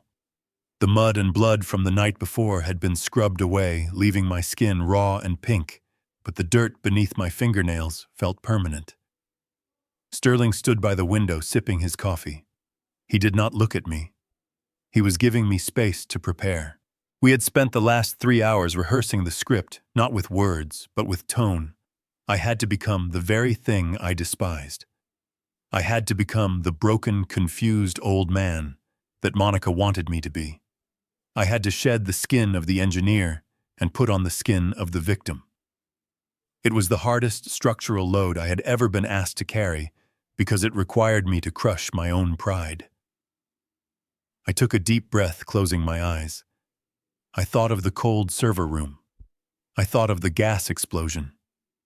But mostly, I thought of the look on Jax's face when he talked about snapping my neck. I let that fear, that genuine terror I had felt for a fleeting second, wash over me. I let it seep into my voice. I let my hand tremble not with rage, but with a manufactured frailty. I picked up the receiver and dialed. The ringback tone purred in my ear. 1, 2, 3. Hello. Her voice was sharp alert. She was awake. Of course she was awake. She was probably pacing the floor of that fortress, wondering where the body was. Monica, I whispered. I let my voice crack on the second syllable. Monica, is that you? There was a pause, a silence so thick I could hear the static on the line. She was calculating. She was checking the caller ID. She saw it was Sterling's number. Dad, she said. Her tone shifted instantly. It went from sharp to a sickeningly sweet concern. Oh my God, Dad, where are you? We have been looking everywhere for you. I was so worried. I was about to call the police. I leaned forward, hunched over the desk, making myself small. I do not know, Monica, I stammered. I think I am at Arthur's house. I came here in the night. I was so scared. Scared of what, Dad? She asked. She was fishing. She wanted to know how much I remembered.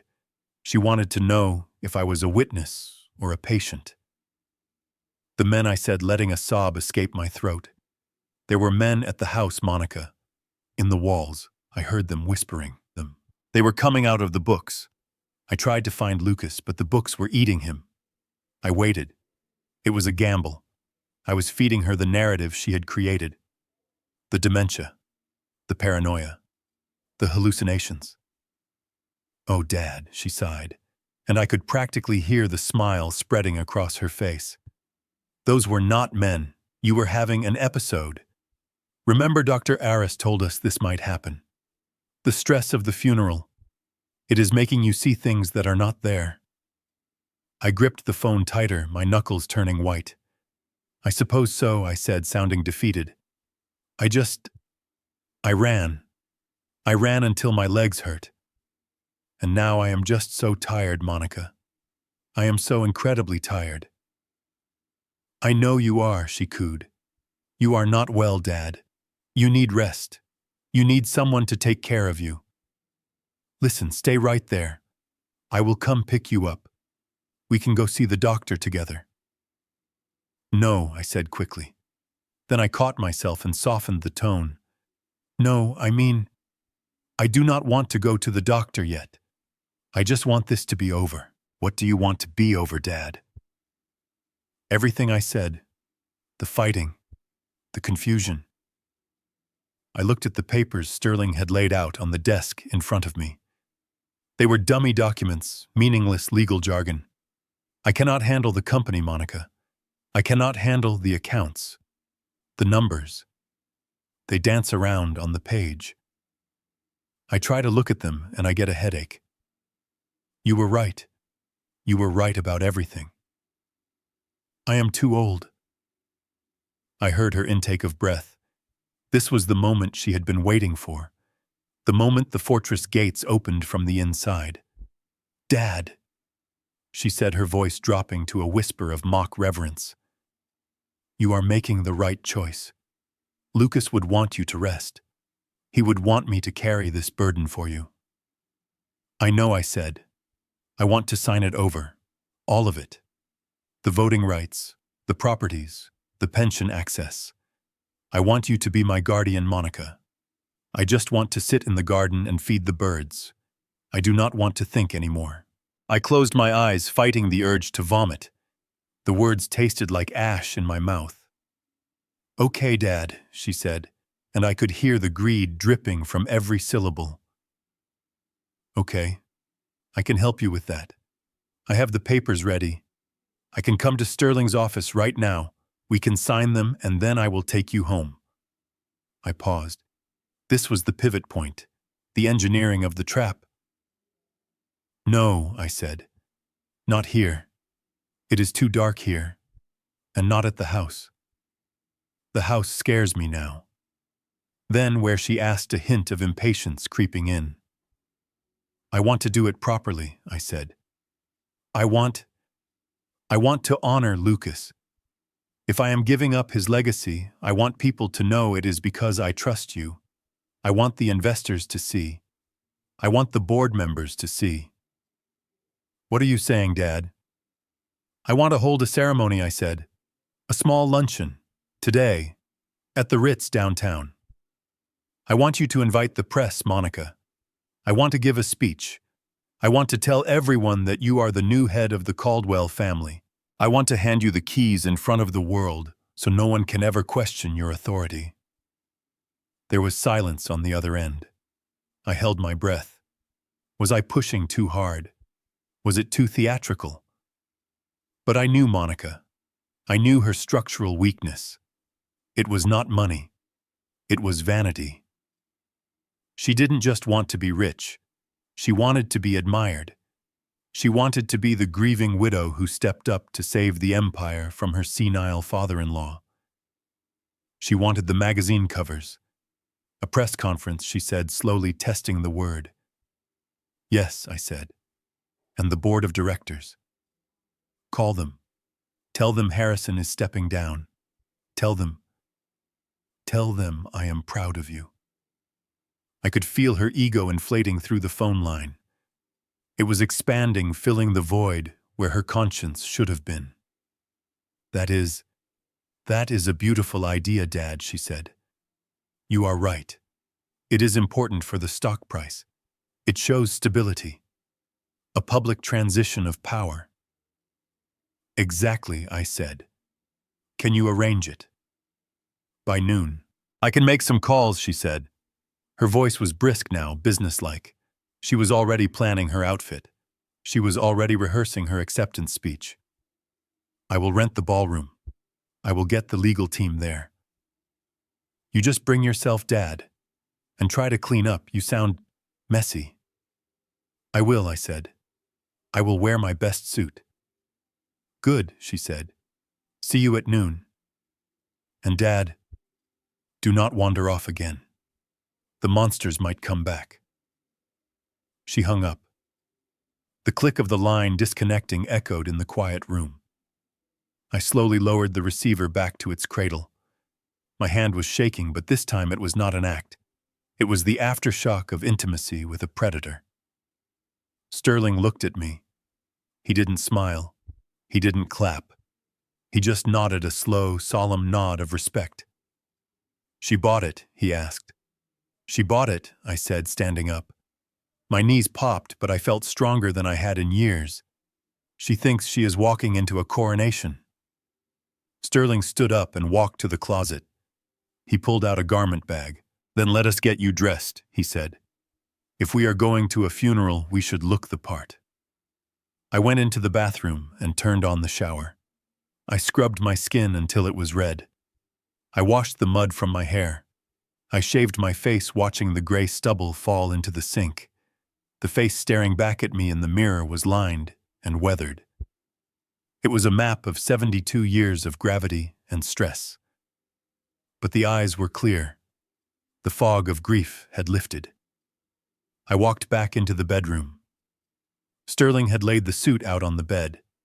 It was a charcoal gray 3-piece suit. Wool, Italian. Lucas had bought it for me for his wedding. He had told me I looked like a titan in it. I put on the white shirt, starching stiff against my skin. I fastened the cufflinks' silver knots that caught the dull light. I pulled on the trousers and the waistcoat, buttoning them with steady fingers. Then I picked up the tie. It was blue, a deep oceanic blue with a pattern of tiny sailboats. It was a whimsical tie, the kind Lucas loved. He had given it to me on Father's Day 2 years ago.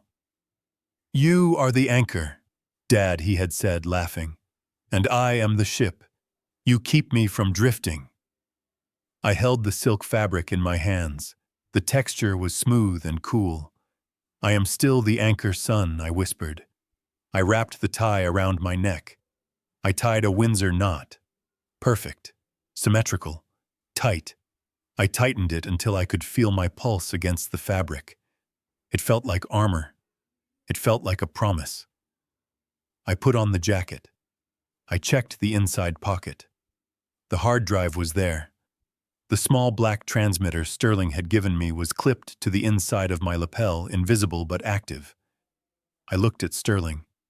He was wearing his own suit, holding a briefcase that contained nothing but blank paper and a single loaded gun. Ready? He asked. I walked to the door. I did not look like a confused old man anymore. I stood straight, my spine aligned, my shoulders back. I looked like what I was, a structural engineer going to a demolition site. I am ready, I said. Let us go give her the legacy she deserves. The ballroom of the Ritz was a cavern of gold and crystal filled with the murmuring of the city's elite. Monica had outdone herself. She had turned my son's memorial into the social event of the season. There were black lilies on every table and a string quartet playing somber versions of pop songs in the corner. Waiters in white gloves moved through the crowd with trays of champagne because apparently nothing helps people mourn a tragedy like vintage French sparkling wine. I stood at the back of the room next to Sterling, adjusting the cuffs of my jacket. The transmitter clipped to my lapel felt hot against my chest. I scanned the room. I saw the board members of Lucas's company huddled together, looking grave and concerned about their stock options. I saw the reporters near the front, their cameras ready to capture the moment the empire changed hands.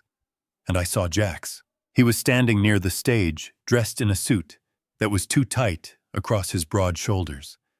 He was trying to look like a professional security detail, but he looked like what he was, a thug in borrowed clothes. He was scanning the crowd, his eyes darting back and forth, looking for threats. He didn't look at me. To him, I was already neutralized. I was just the confused old man who was about to sign his life away. Sterling leaned in close to my ear. Remember, he whispered, you are frail. You are overwhelmed. Make them pity you. I nodded. I let my shoulders slump. I relaxed the muscles in my face, letting my jaw hang slightly loose. I took a shuffling step forward, leaning heavily on the cane Sterling had provided. Monica saw me. She was standing on the low stage, holding a microphone, her other hand resting theatrically on a podium draped in black velvet. She was wearing a simple black dress that was modest enough for a widow, but tight enough to show off the results of her gym sessions with Jax. She looked radiant in a predatory way. "Ladies and gentlemen," she said, her voice amplifying through the room, soft and trembling. "Please, if I could have your attention." The room went quiet. The quartet stopped playing. "He is here," she said, extending a hand toward me. "The patriarch of our family. The man who raised the husband I loved so dearly. Please welcome Harrison Caldwell." Applause rippled through the room. It was polite, pitying applause. I walked down the center aisle. I kept my eyes on the floor. I let my hand shake as I gripped the cane. I heard the whispers as I passed. "Poor man. He looks terrible. I heard he has lost his mind." Good. Let them whisper.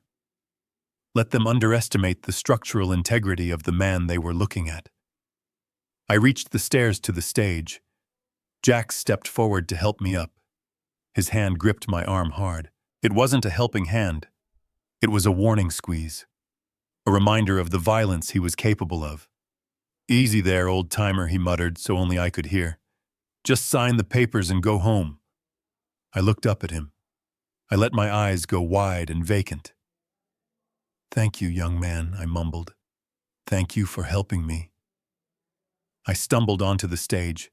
Monica was there instantly, wrapping her arms around me in a hug that looked affectionate to the cameras, but felt like a python constricting its prey. She smelled of expensive perfume and the faint metallic scent of fear. "I am so proud of you, Dad," she whispered into my ear. "Just get this over with." She led me to a small antique table set up in the center of the stage. On it sat a stack of legal documents bound in blue folders. Next to them lay a heavy gold fountain pen. Monica turned back to the microphone. "My father-in-law has been through so much," she told the crowd, wiping a non-existent tear from her eye. "The grief of losing Lucas has been overwhelming for him. He has decided that at this stage in his life he needs peace. He has asked me to take on the heavy burden of managing the Caldwell estate and the future of the company so that he can retire with dignity." She looked at me, her eyes shining with triumph. "Dad, the floor is yours." I stood behind the microphone. I looked out at the sea of faces. I saw the red lights of the recording cameras. I saw the hungry look in the eyes of the investors. I reached into my pocket. My hand was shaking, but I made sure the movement looked like the tremors of age. I pulled out my phone. Monica stepped forward slightly, her smile tightening. "Dad, the pen is right there," she said, pointing to the table. "I know," I said into the microphone. My voice was raspy. "But before I sign, before I give it all up, I wanted to show you something. A memory." Monica froze. This was not in the script. "What memory, Dad?" she asked, her voice dropping an octave. I found a picture," I stammered. "On my phone. I want everyone to see Lucas one last time, before I go." I turned to the large projection screen behind the stage. It was currently displaying a black and white photo of Lucas smiling. The cable to connect a device was dangling from the podium intended for presentations. I grabbed the cable. My hands fumbled with the connector. "Dad." "No," Monica hissed, stepping closer. "We do not have time for this. Sit down and sign." Jack started to move toward me from the side of the stage. "Please," I begged, playing the pathetic old man to the hilt. "Just one picture. For my boy." I jammed the connector into the port. Sterling was ready. He was sitting in the front row, his hand on his laptop. He bypassed the venue's display protocols instantly. The screen flickered. The black and white photo of Lucas vanished. In its place, a massive high-definition image exploded onto the wall. It was blue, vibrant turquoise blue. The gasp from the audience was audible. It sucked the air out of the room. There was Monica, 10 feet tall, wearing the white bikini, holding the margarita. And there was Jax, shirtless and sweating, laughing beside her. The timestamp was clearly visible in the corner. Yesterday. The location tag burned bright. Ritz-Carlton, Cancun. And the caption, "Enjoy life while you can." Monica stood paralyzed. Her mouth opened, but no sound came out. She looked at the screen, then at me, then back at the screen.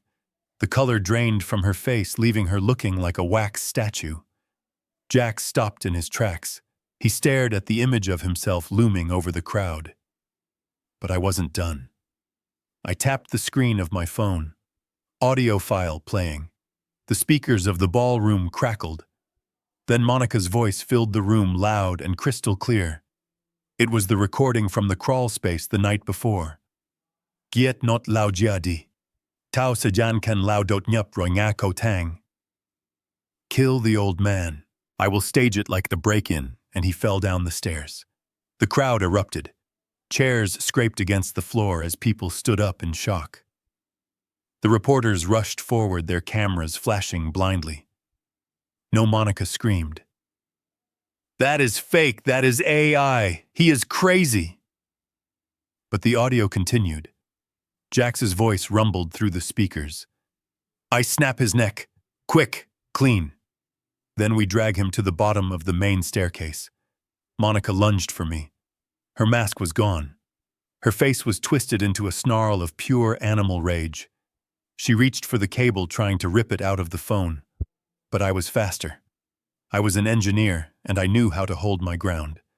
I sidestepped her, letting her stumble in her high heels. I tapped the phone one last time. The video file. The Cancun photo vanished. And there was Lucas, my son, dying, yellow-skinned, sweating. "Hi, Dad." The room went deathly silent. Even the reporters stopped shouting. "If you are watching this, it means I am dead, and it means Monica killed me." Lucas's voice was weak, but it carried the weight of the grave. "She is poisoning me with ethylene glycol. Antifreeze. She is doing it for the money, Dad. She and Jax. They are going to frame you." Monica let out a shriek that sounded inhuman. She turned to run, but she had nowhere to go. She was center stage in a room full of witnesses.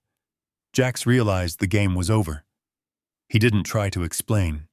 He didn't try to deny. He reached into his jacket. He wasn't reaching for a phone. He was reaching for the gun. I saw the glint of metal. "Gun!" I shouted, dropping the cane and standing tall. Panic erupted. People screamed and dove under tables. But before Jax could draw, Sterling stood up from the front row. He didn't have a weapon in his hand. He simply pointed to the side doors. "Police!" he yelled. The doors burst open, not private security. SWAT! They poured into the room in tactical gear, their weapons raised. They had been listening. Sterling had live-streamed the entire audio feed to the captain of the precinct. Jax froze. He looked at the cops, then at the exit, then at me. I looked him in the eye. I didn't flinch. I stood there in my charcoal suit, the tie my son gave me tight around my neck. "It is over, Jax," I said, my voice steady and cold, amplified by the microphone. "The structure has failed." Jax raised his hands slowly, the gun clattering to the floor. Monica collapsed. She didn't faint. She just sank to her knees, sobbing, not for Lucas, not for her crimes, but for herself. She looked at the crowd, pleading with her eyes, but all she saw was disgust. I looked down at the papers on the table. The transfer of power. The surrender of my dignity. I picked up the heavy gold fountain pen. I looked at Monica kneeling on the floor. I uncapped the pen, and with a deliberate, calm motion, I drew a thick, black X across the entire page. Then I dropped the pen. It rolled off the table and clicked against the floor. I turned my back on them. I walked down the stairs of the stage not as a frail old man, but as a father who had kept his promise. The flashing lights of the police cameras blinded me for a moment, but I kept walking. I walked through the chaos, through the noise, through the ruins of their greed. I walked toward the exit where the rain had finally stopped, and the clean gray light of Seattle was waiting for me. The chaos that followed was deafening. The SWAT team did not just enter the room, they flooded it like a tidal wave of black tactical gear and shouting voices. The air was filled with commands to get down, to show hands, to surrender. The guests, the reporters, the board members, they were all scrambling for cover, diving beneath the tables that were draped in expensive linen. Jax did not surrender. He was a cornered animal, and in that moment his survival instinct overrode his logic. He saw the officers closing in, he saw the exits blocked, and he made a fatal calculation. His hand, which had been raised halfway, dropped suddenly, diving into the inside of his jacket. He was not reaching for a surrender. He was reaching for the 9mm pistol he had concealed. I was standing closest to him. To him, I was just an obstacle, a frail old man leaning on a wooden stick. But the cane Sterling had given me that morning was not a prop. It was solid hickory weighted with lead in the handle. A tool for stability, yes, but in the hands of a structural engineer who understands leverage, it was a weapon. As Jax's fingers closed around the grip of his gun, I did not think. I did not hesitate. I swung. I put every ounce of my 72 years of rage, every ounce of the grief I felt for my son, into that motion. The heavy handle of the cane cut through the air with a low whistle. It connected with Jax's wrist just as the gun cleared his holster. The sound was sickening. A sharp, wet crack of bone shattering under impact. Jax howled, a sound of pure shock and agony. The gun flew from his useless hand, spinning through the air before skittering across the stage and falling into the orchestra pit. He doubled over, clutching his broken arm, his face turning gray with pain. Before he could recover, 3 officers were on him. They tackled him to the hardwood floor with the force of a collapsing wall. I watched as they tied his hands behind his back, pressing his face into the very stage where he had planned to celebrate his victory. Then I turned to Monica. She was not running. She was frozen, standing amidst the ruins of her scheme. Her face was a mask of disbelief. 2 officers grabbed her arms, pulling them behind her back. The click of the handcuffs was the sweetest sound I had ever heard. It was the sound of justice closing its jaws. As they dragged her past me, she began to scream. It was not a scream of fear. It was a scream of entitlement. "You crazy old man!" she shrieked, thrashing against the officer's grip. "You think you have won. You have lost everything too, Harrison. You are alone. You have no one. You are going to die in that empty house just like Lucas died." The officers paused, trying to get a better grip on her. I stepped forward. I raised a hand, signaling them to wait for just a second. They looked at me, and perhaps seeing the resolve in my eyes, they paused. I leaned in close. I wanted her to hear me. I wanted her to remember this voice every night she spent in her cell. I looked deep into her eyes, which were wide with hate and panic. "I lost my son, Monica." I whispered, my voice low and steady, like the grinding of tectonic plates. "And that is a pain that will never heal. But I did not lose my conscience. I did not sell my soul for a bank account." I straightened up, looking down at her. "You, however," I said softly.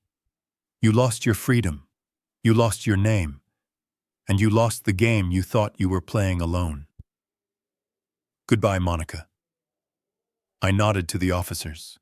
They hauled her away, her heels dragging on the floor, her screams fading as they pushed her through the exit doors and into the back of a waiting squad car. I stood there on the stage alone again. The room was buzzing with the aftermath. Reporters were shouting questions at me. Flashes were going off, blinding me. Sterling was making his way toward me, a grim smile on his face. But I did not speak to the press. I did not wave to the crowd. I simply picked up my cane, feeling the weight of it in my hand. I adjusted my tie, the blue tie with the sailboats that Lucas had given me, and I walked away. I walked out of the ballroom, out of the hotel, and into the cool gray afternoon of Seattle. The weeks following the arrest were a whirlwind of legal proceedings that tested my endurance as much as the night of the confrontation. The media descended upon the story like vultures hungry for the details of the Black Widow of Seattle. I refused every interview. I wasn't doing this for fame. I was doing it to cleanse my son's name. I sat in the front row during the sentencing hearing, Sterling by my side. Monica tried to catch my eye, perhaps to beg, perhaps to manipulate one last time. She looked small in her prison uniform, stripped of her designer clothes and her arrogance. I didn't look away. I watched as the judge read the verdict, ensuring that every year she stole from Lucas was paid back in decades of confinement. When the gavel finally banged, sealing their fate, I didn't feel joy. I felt a heavy, quiet release, like a steel cable finally snapping under tension. That afternoon, I drove to the cemetery. The rain had stopped, and the grass was a vibrant green. I placed the hard drive, the digital witness to his suffering, on the earth above him. "It's done, son," I whispered to the wind. The bridge held. We carried the load. For the first time since his death, the silence didn't feel empty. It felt peaceful.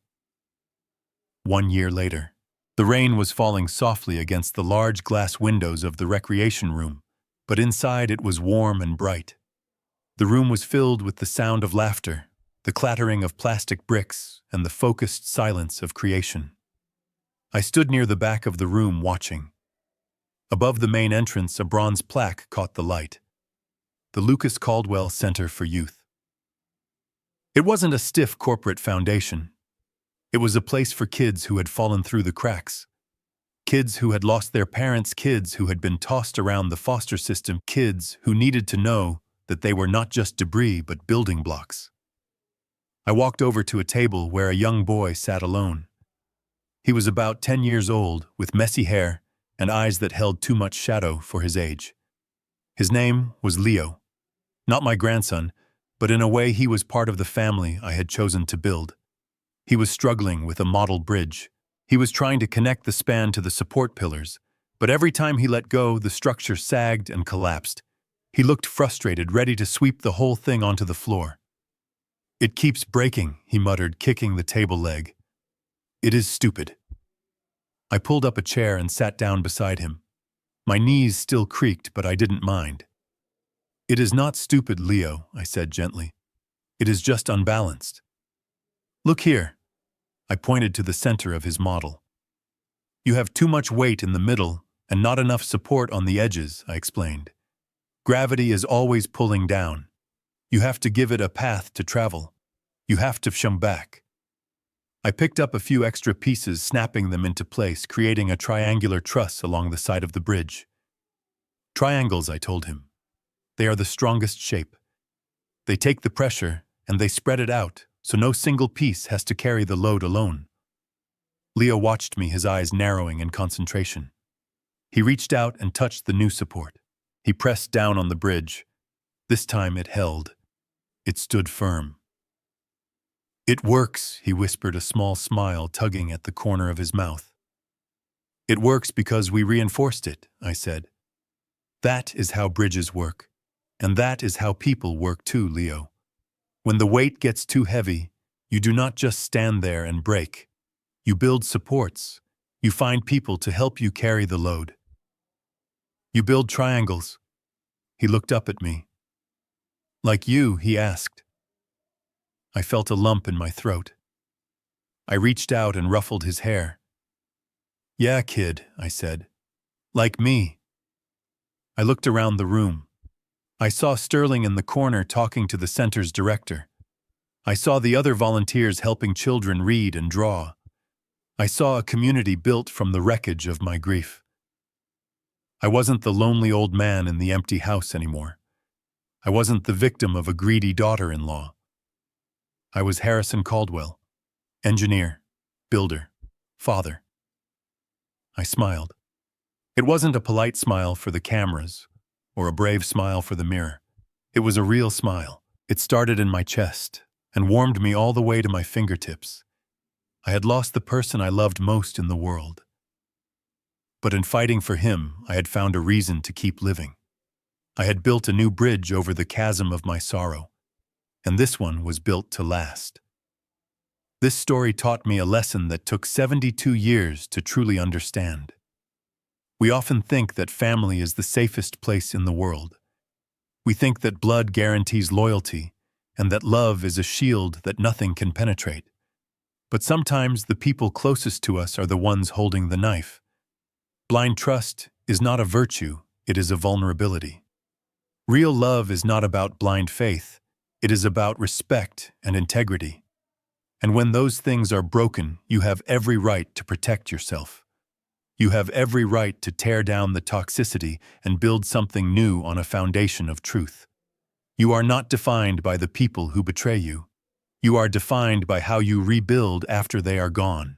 If this story touched your heart, or if you have ever had to rebuild your life after a betrayal, please hit that like button and subscribe to the channel. Share this video with someone who might need to hear that they are strong enough to stand up for themselves. And tell me in the comments below what is the one thing that helped you get through your toughest time. I read every single comment. Until next time, keep building with love and respect.